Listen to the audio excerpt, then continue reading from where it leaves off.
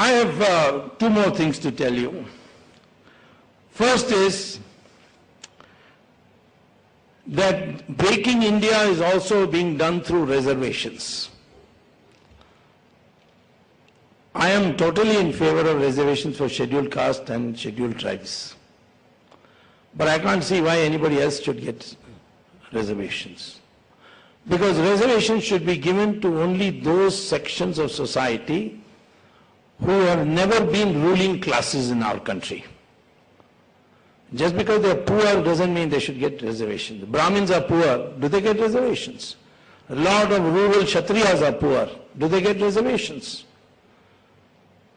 So the same way Yadavas were also kings. In fact, in Dwarka they were ruling for a long time till Krishna had them finished off. Jats have been ruling Delhi. Why this ruling? And Muslims ruled for 800 years and today they want reservations. If there's anybody who should get reservations in preference to Muslims, it's the Hindu who has persecuted all these 800 years. He is the one who deserves the reservations. Christians are ruling classes. Why should they get reservations? And where does this definition of minority come on the basis of religion? Is there any country in the world they can show that minority is a religion? The United Nations had collected from all countries of the world what is the status of minorities. Thailand, countries of Latin America all wrote saying we have no minorities. Now can you believe Brazil writing that we have no minorities? They've got so many minorities.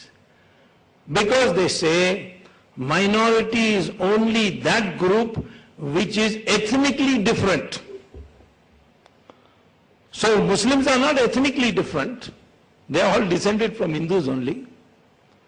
Christians are not ethnically different. Scheduled caste I don't consider as minorities anyway. They are part of the Hindu community, but we exploited them. And therefore we have to make good for what they have suffered. Of course, as they join the mainstream, we should allow them. And we should go on co-opting them. Ambedkar is an example who should be called a Maharishi or a Brahmin. He should not be called a scheduled caste because he was a scholar. He went in 1915 to Columbia University, wrote a wonderful thesis on economics. PhD. But at the same time in seminars he was writing about the cultural unity of India. He says there is no country in the world which is culturally one as India is. But Jawaharlal Nehru was a bit jealous of him because Jawaharlal Nehru used the word Pandit for himself after failing in all exams. And he saw this Ambedkar with PhD and a law degree and from Columbia and from London School. So he felt jealous, like he felt jealous about Subhash Chandra Bose. So he cornered him. Do you know that Ambedkar lost his deposit in 3 successive Lok Sabha elections in Maharashtra? Because Nehru saw to it that he would lose the amount of money he spent. And he became bitter in the end. But even then he converted only to Buddhism. He was being pursued by the Christian lobbies and the Muslim lobbies to convert to their religion. But he said no. And he became a Buddhist. It was the Janata government which then gave him Bharat Ratna. He was denied Bharat Ratna.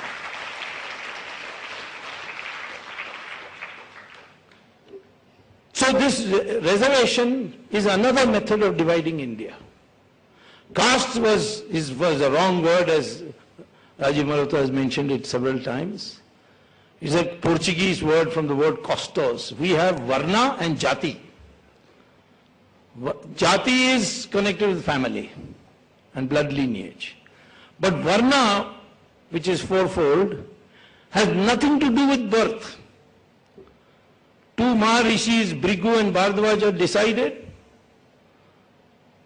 that for a stable society, the power should be decentralized. And Brigu said there are 4 sources of power: knowledge, weapons, wealth and land. And he said no one person should have more than 2 or more than one of this. So if you have knowledge, if you are specialized in knowledge, you will not have weapons, you will not have wealth, you will not have land. And he said they should be venerated. They were called Brahmins. And it was not necessary that you should be born in a Brahmin family, nor it was a disqualification. Veda Vyasa was born, his mother was a fisherwoman. He was called Maharishi, he wrote the Mahabharata. Valmiki was born of people who had been pushed out of the society. They were called untouchables in English. But his parents were Dalits. But he became a Maharishi and wrote the Ramayana. Same thing with Kalidasa. He was a hunter. He came from a family of hunters and he became the greatest poet India has produced. Vishwamitra was not a Brahmin at all. He was called the Rishi of Rishis. Even the gods bowed before him. But his parents were Kshatriyas. Ravan, as I told you, was a Brahmin. And you call him Dravida. When Ramayana describes when Ravan's body was brought to the palace and Mandodari wept over him, she said, "Oh Arya Putra." I showed this to Karunanidhi also. Now, this was the fact which has been completely forgotten. Of course, today we can't modify and reform the Varna. Jati doesn't matter. It is mostly used for families. And ultimately, it also has no blood significance. Over the years, coming years, we should have a movement to slowly identify ourselves as nothing but Hindus and leave caste completely outside.